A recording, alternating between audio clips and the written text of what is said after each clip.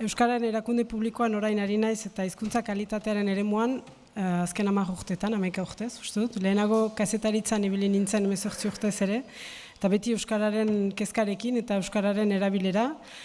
Eta justuki aipatu duena Peio Jorazurriak astapenetik beti entxeatzen, hitz batzu manera batez jaiten baziren entzulek manera batez ulertzen zituztenak, ondoan baliokide bat emaiten euskara batutik hurbiltzeko, eta hori betidanik arrengura ere izan da. Eta erran behar dut hori ikastolako ekoizkin purpurra naizela ere, ez dut ala ene euskalkirik, baditut uste dut euskalki desberdinak.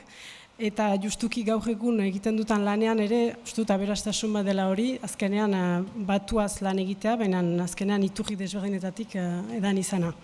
Beraz hori erraiteko Euskararen erakunde publikoa, beraz dola 14 urte sortu zela, eta 2006an bozkatu zen hizkuntza politika proiektua, Euskararen hizkuntza politika publikoa martxan ezartzeko. Hor barnean, 10. erronka bazen Euskararen kalitatearena. Eta Euskararen kalitatea zen, hizkuntzaren kalitatea horren alde egitea indarrak etengabe, baina ez bakarrik administrazioan, baizik eta euskara irakasten, baliatzen edo zabaltzen duten guzien artean ere, azkenean gizarte osoan. Azkenean hori zen helburua zen, bai administrazioan eta gizartean oroak, bai EEP-ko kide eta bai EEP-ko partaide diren guzien artean laguntza bat ekartzea ere. Eta kalitatea bermatzeko beti. Ordan, jaiten dutalarik kide eta partaide, bizitza sozialean adibide baten hartzeko, EEP-ko kide baitira eskualdea departamendua, orain Euskal Elkargoa estatua, horiek guziek badituzte beren instituzioak, hasiz hezkuntza ministerioa, ikastegiak, ospitaleak, ofiziale ganbara, laborantza ganbara, merkataritza, horiek guziak dira EEP-ko kide, eta horien hizkuntza beharrei arrapostu bat eman behar zaie. Itzulpenetan, normalki, eta gero baditugu ere hitzarmenak beste enpresa pribatu handi eta txipiekin, osasungintzan, merkataritzan, euskal monetan, eman dezagun, merkataritza txipia eta beste. Gero badira isialdiaren mundua, lehen aurtzaroa, komunikabideak, horiek guziak nolabait inguruan ditugun eragileak dira. Eta beraz horien guzien laguntzeko bitarteko batzuk baliatzen ditugu, eta lehena biztan dena da Euskaltzaindiarekin dugun partaidetza.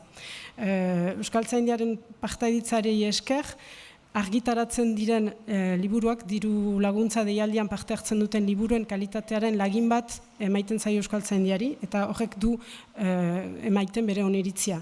Ikas materialean ere ikasekin dugun partaidetza, Euskaltzaindiarekin 3ko partaidetza bada, horre kalitatea bermatzeko.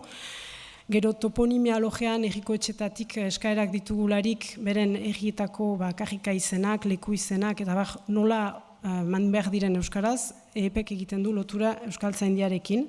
Eta gero beste aldere formakuntzak antolatzen hasi gira euskararen profesionalei begira, justuki zalantza hainitz agertzen baitira gaur egun, eta hori Euskaltzaindiarekin egiten dugu ere.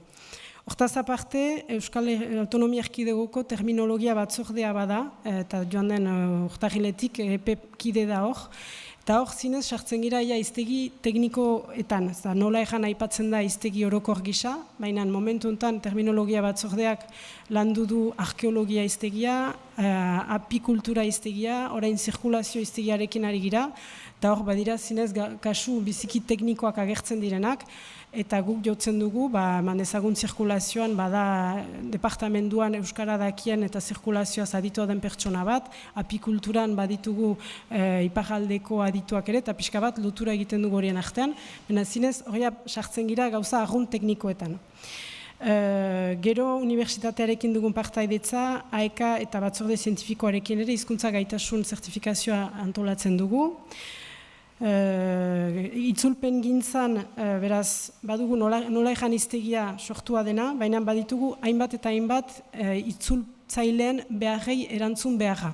Izan daitezke itzultzaile profesionalak, euskara teknikariak, Euskal Elkargokoak lehenago herri elkargoetan zirenak, eta hor, zerbitzu bat eman zen plantan itzulpen gintzari buruz ez baitzen beste zerbitzurik, eta hor, aditu batzuen gana jo izan dugu beti, Beñat Oyarzabalekin hastapenean, eta Erramon Basok eta Maialen Bidegain dira gure laguntzaile zinez langileak, eta zinez eskertzen ditut egiten duten lan etengabearengatik, eta hor, batzutan itzulpen itzulpen zalantzak sortzen dira, ostetan aipatzen ginuena, frantsesaren eraginez, kalkoak susenak ote dira, ez dira, hiztegia existitzen ote da, non txekatu behar da, aldi horoz, mandezagun momentuntan, Natura 2000ko landare zerrenda bat eskuratu dugu Euskal Elkargotik, eta hortarako, botanika ahloan behar dugu erantzun bat atxeman, eta baitugu puntualki gauza ahunt zehatzak, beste batzutan oroko jagoak. Eta hor, gero formakuntzak ere aipatzen ditugu, egin izan ditugu itzultzaileentzat, eta horria da itzulpen teknikan, WordFast, itzulpen materiala ezagutarazi, itzultzailei ere ezagutarazi sortzen diren tresna berriak, eta holako lanketa bat ere bada. Herrikoetxeentzat egiten dugu lanarekin, sortu ditugu egin diren dokumentu eredugarriak, herrikoetxek egiten dituzten beren herritarrendako zerbitzuetan eman dezagun, nortasun agiria eskatzeko formularioa bi hizkuntzetan egiten badute, nortasun agiria formulario hori susen izaiteko, beraz, lan egiten dugu gure adituen laguntzarekin, eta sortu dugu webgunean biltegi bat, horiek guztiak jendeak balia ditzan. Azkenean herrikoetxek ez ezaten den lan guzi hori berriz errepika, eta azkenean balibideak sortzen ari gira eta albezain bat gizarteratzen.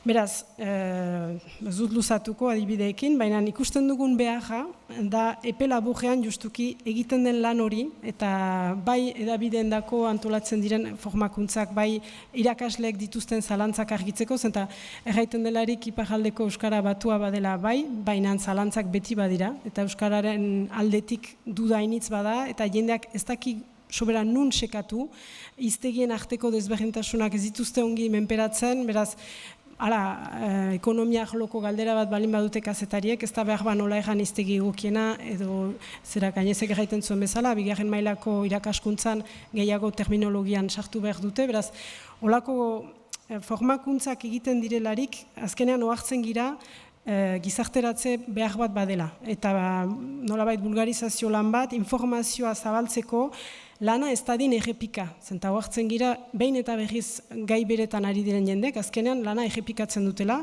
eta beti izigarriko lana dutela, beren iturrian sekatzeko. Eta hori buruz orain martxan den Euskara Eskuz Esku aipatu dute galdetegia, baina Euskara Eskuz Esku proiektu zabalago bat da Euskararen eskuliburu elektronikoa ere azkenean Euskaltzaindiak eginen duena, espero dugu horrekin ere tresna berri bat sortuko dela, jenden zalantza horiek argitzen joateko, eta arau bat balin bada edo espalin bada edo nuntseka edo zein diren ahapostuak, zinez tresna baliagarria izanen dela espero dugu.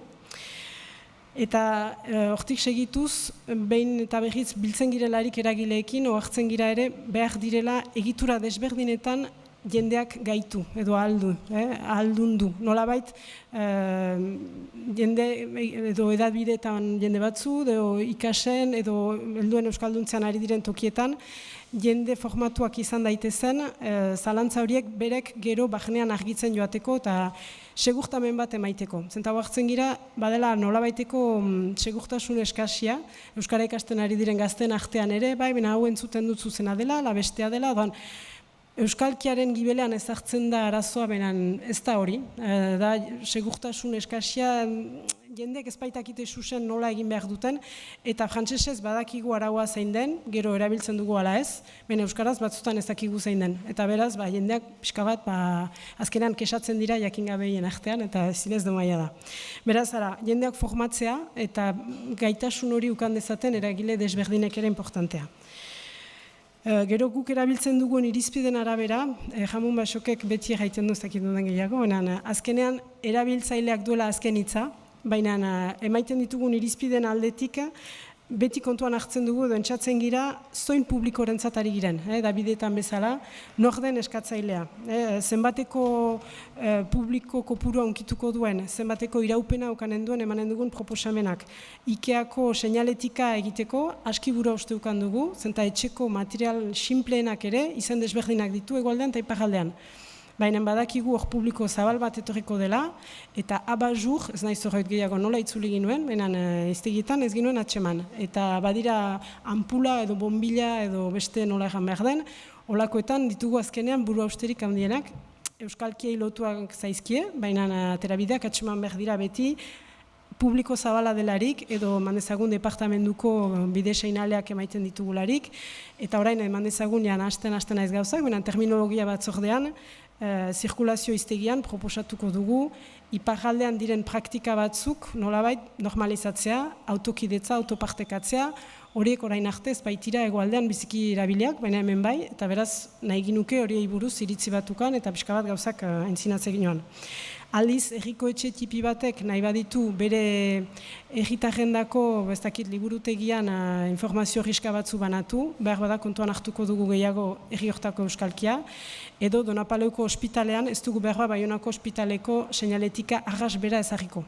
Entxatzen gira aldioz moldatzea, ez da egesa, buru usteak ematen ditu, baina hortan ari gira, eta azkenean gure helburua da justuki, administrazioko hizkuntza badakigu zaila eta arrotza dela hizkuntza guzietan, espainolez, frantsesez edo beste, guk badugu esperantza Euskal Herriko jendeek administraziora joan ez ere Euskara erreski ulertuko dutela. Eta azkenean Euskarara joko dutela, agian frantsesa baino erresago ere izanen delako hientzat. Behar bada, ametxetarik ari gira, baina hori nahi nuke.